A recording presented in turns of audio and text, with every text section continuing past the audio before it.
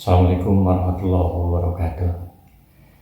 Di kala redup, ia akan berdampak pada wajah. Wajahnya muram, kusam, sedih, dan lusuh. Siapakah dia?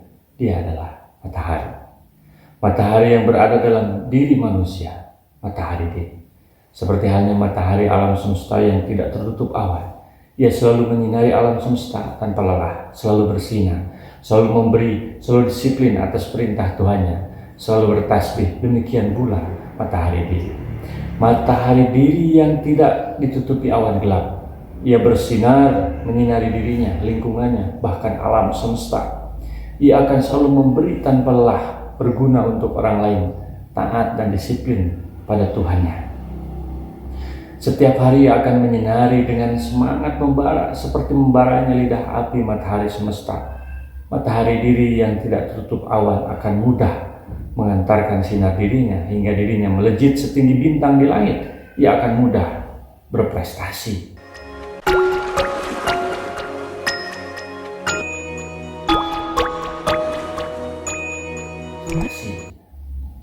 Ada sementara orang yang menganggap bahwa nilai manusia itu terletak pada harta, rumah, kedudukan, keturunan, titel, dan pasangan hidup.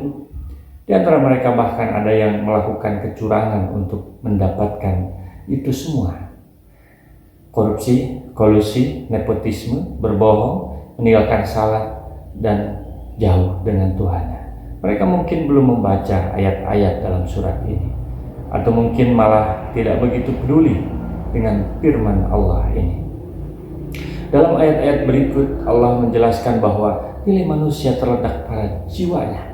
Jiwa yang bisa menjadi seperti matahari sendiri, bukan pada harta, kedudukan, titel, keturunan, dan pasangan hidup. Hidup ini penuh keteraturan dan ukuran, sebagaimana kita melihat keteraturan perjalanan matahari dan bulan, siang dan malam. Semua berada pada tempatnya. Apakah itu tidak ada yang mengaturnya? Ada orang yang menyembah matahari, apa alasannya? Padahal matahari hanya makhluk yang cipta dan diatur oleh Zat yang Maha mengatur dan Maha mencipta. Sungguh dengan memperhatikan alam semesta ini, dengan fenomenanya, terutama matahari, bulan, siang, dan malam, terdapat tanda-tanda kekuasaan Allah Subhanahu wa Ta'ala. Wasamsi wadduhaha, demi matahari dan cahayanya di pagi hari. Cahaya duha yang digambarkan dalam surah Al-Duha ibarat pengobat saat nesnapa dan merasa ditinggalkan. Cahaya itu keluar dari matahari sebagai sumber cahaya. Matahari yang diumpamakan jiwa dalam diri manusia. Matahari jiwa memancarkan cahaya iman sehingga mengubah setiap keadaan menjadi sebuah ketenangan, karena jiwa itu adalah nafsul mutmainah. Demi matahari. Ini bukan main-main. Berita yang akan disampaikan merupakan kebenaran yang puncak cara mengkomunikasikan. Jika dengan sumpah sudah tidak bisa percaya, mau dengan apa lagi? Inilah kesungguhan dalam kata-kata. Pagi di saat waktu duha, matahari mulai menyinari bumi dan meninggalkan tempat terbitnya hingga sepenggalahan. Wal qamari idza tala'a, dan bulan apabila mengiringinya. Malik telah meriwayatkan dari Zaid bin Aslam bahwa makna yang dimaksud ialah apabila bulan mengiringi matahari di malam Lailatul Qadar. Ada keteraturan. Setelah malam dengan cahaya rembulan, datanglah siang dengan waktu duhanya. Wan nahari idza zallaha, dan siang apabila menampakkannya. Ketika siang matahari akan tampak, meski tidak bisa langsung dilihat oleh mata telanjang karena bisa merusak mata. Dengan alat untuk melihat matahari pada siang hari bisa dilihat manusia. Matahari itu betul-betul terang bersinar. Matahari itu betul-betul bersih dan berseri. Walaili idza yaghsha, dan malam apabila menutupinya. Berbeda dengan ketika siang, ketika malam matahari tertutup sehingga tidak kelihatan. Matahari tertutup oleh malam sehingga tidak terlihat. Matahari tertutup oleh bagian bumi yang paling dekat dengan matahari. Pada saat malam, sebagian bumi masih merasakan siang. Bagian bumi itulah yang menutupi matahari. Malam telah menutupi matahari sehingga matahari tidak lagi menyinari bumi, gelap gulita. Wassamai wa ma banaha, dan langit serta pembinaannya. Kalau melihat ke atas, maka kita akan melihat seperti kubah yang besar. Di sanalah kita melihat matahari yang bersinar. Dari sanalah matahari seolah berasal. Dari atas sana matahari menyinari bumi. Wal ardi wa ma tohaha, dan bumi serta penghamparannya. Mujahid, Qatadah, Ad-Dhahhak, Asy'ari, Asyauri, Saleh menjadi mengatakan bahwa tohaha artinya penghamparannya. Inilah pendapat yang terkenal dan dianut oleh kebanyakan ulama tafsir, juga yang terkenal di kalangan ahli bahasa. Bumi yang menghampar disinari oleh matahari dari langit. Bagian bumi yang tersinari oleh matahari seperti sebuah hamparan. Ini tidak berarti bumi itu datar, tetapi menggambarkan permukaan bumi yang terlihat, yang disinari oleh cahaya matahari. Bila dilihat dari pesawat akan terlihat menghampar.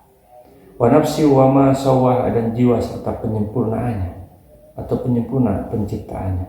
Nafs atau jiwa adalah yang membedakan manusia dengan yang lainnya. Malaikat dan jin tidak diberi jiwa. Demikian pula binatang, jiwalah yang menjadi nilai manusia sesungguhnya.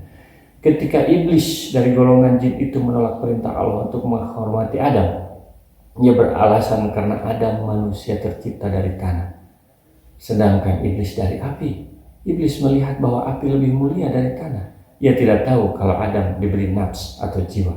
Jiwa itu berasal dari Allah. Jiwa itu ditiupkan oleh Allah kepada jasad manusia, sehingga manusia bisa berpikir, melihat, hidup, dan merasa. Jiwa itu ditiupkan oleh Allah sejak bayi dalam kandungan. Jiwa itu akan kekal, berbeda dengan binatang, akan musnah di saat kiamat itu tiba. Jasad akan musnah seiring dengan musnah alam semesta ini. Seseorang sebenarnya tidak bisa dinilai kemuliaannya dari jasadnya, tetapi dari jiwanya. Oleh karena itu, ketika memiliki jasad yang bagus, tidak perlu sombong. Jasad yang bagus seperti wajah yang cantik atau tampan, yang seksi, yang tegap, itu semua adalah ujian. Ketika ada yang fisik atau jasadnya jelek, tidak perlu mengejek. Seluruh jiwa sebenarnya telah diciptakan dalam keadaan yang baik. Jiwa sudah pernah bersyahadat atau bersaksi bahwa tiada Tuhan selain Allah. Jiwa semuanya sudah muslim atau tunduk patuh kepada Allah, sehingga sesungguhnya karakter dasar atau fitrah jiwa manusia adalah baik. Jiwa diciptakan dalam keadaan lurus dan benar. Kullu mauludin yuladu alal fitrah fa'abawahu yuhawidani au yunasirani au yumajisani kama yuladul bahimatu jam'a hal tahsabuna biha min jana. Setiap bayi dilahirkan dalam keadaan fitrah, maka hanya kedua orang tuanya lah yang menjadikannya seorang Yahudi atau seorang Nasrani atau seorang Majusi. Sebagaimana hewan ternak yang melahirkan anaknya dalam keadaan utuh, maka apakah kamu pernah melihatnya ada yang cacat? Hadis riwayat Bukhari Muslim. Setiap manusia memiliki naluri yang sama atas kebenaran, sehingga seorang pencuri pun akan menginginkan anaknya supaya soleh. Seorang koruptor hatinya akan tersiksa. Ini karena jiwa diciptakan dengan karakter yang fitrah. Fitrah manusia adalah hanif, bersih, tunduk patuh, dan mengakui atas ketuhanan Allah Subhanahu wa Ta'ala. Lingkungan dan setanlah yang bisa membuat hati tersebut tertutup dan jauh dari kebenaran. Fa'alhamaha fujuraha wa taqwaha. Maka Allah mengilhamkan kepada jiwa itu kefasikan dan ketakwaannya. Setelah jiwa manusia itu sempurna diciptakan, maka diberikanlah ilham untuk memilih di antara dua pilihan. Ilham adalah pengetahuan yang diperoleh seseorang dalam dirinya tanpa diketahui secara pasti dari mana sumbernya. Ya, serupa dengan rasa lapar. Ilham berbeda dengan wahyu, karena wahyu walaupun termasuk pengetahuan yang diperoleh, namun dia diyakini bersumber dari Allah. Ia datang dengan tiba-tiba tanpa disertai analisis sebelumnya, bahkan kadang-kadang tidak terpikirkan sebelumnya. Dalam kajian yang lalu ada sebuah pertanyaan yang cukup sulit untuk dijawab, tapi pertanyaan ini selalu muncul dan terkadang tidak menemukan jawaban yang memuaskan, yaitu tentang takdir. Sudah dijelaskan bahwa Allah telah menentukan seseorang itu jadi baik atau buruk. Allah telah menentukan nasib seseorang akan celaka atau bahagia, akan masuk surga atau masuk neraka. Pertanyaannya adalah, lalu untuk apa kita beramal atau semuanya?